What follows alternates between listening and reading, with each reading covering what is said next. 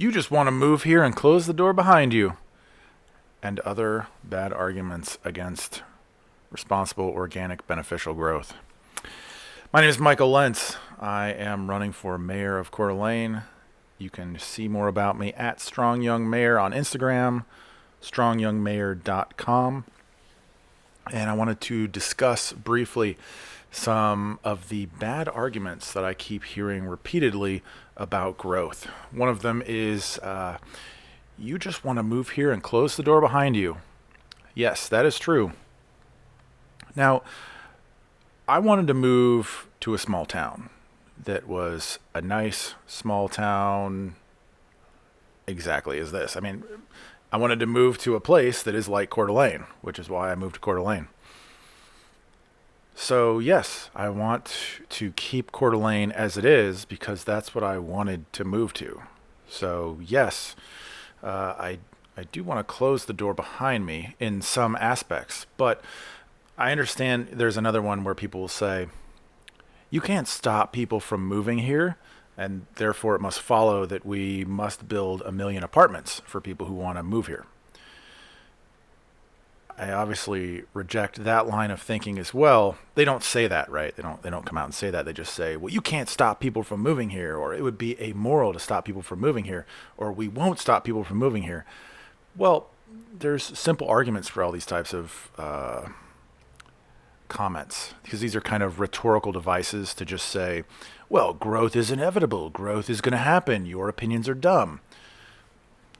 But the reality is Kootenai County's estimated back in 2018 that the county in 2019 would have 170,000 people and go to over 300,000 people, which means that Coeur d'Alene will go from currently 52,000 people to probably somewhere in the 80 to 110,000 people range by 2040, depending upon who is in office, depending upon how growth is handled, and so forth.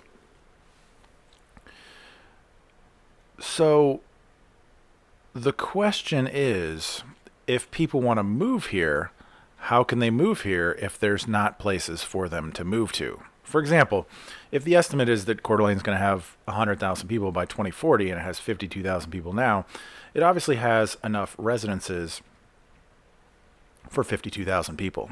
Let's say that's, 35,000. I'm going to make a guess. 30,000, 35,000 residences. Maybe it's less than that, but let's just say 30,000, right? So in order to accommodate another 52,000, you would need to build another 32,000 residences in some, maybe it depends on what they are, I suppose, and how many people live in them, but for rough numbers, right?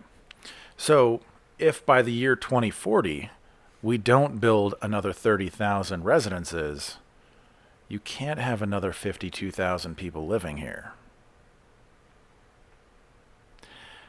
So we don't have to stop people from wanting to come here. We don't have to stop people from coming here. But the theory is, if you don't build houses for people to live in, and they can't live here, because the argument on the other side is, well, we can't stop people, therefore we have to build 1 million apartments. 1 million people from California want to live here, so we need 1 million houses and apartments for Californians. And I reject that argument. Coeur d'Alene is a small town. Lots of places in the United States are small towns, and if they want to maintain their small town for the people who have built the small town, for the people who have earned that inheritance, for the people who live there now, then you have to preserve that, and you have to limit heavily in ways that are legal, accommodating people to be able to move there.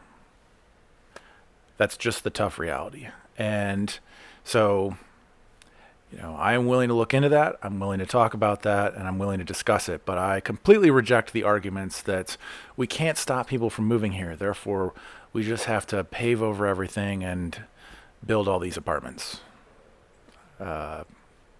I just vehemently disagree. So if that makes me a hypocrite for moving here and wanting to close the door behind me, I accept that. But I want to live in a small town, and if you want to live in a small town, then it has to stay as a small town, and that's just how it is. So my name's Michael Lentz, running for mayor of Coeur d'Alene.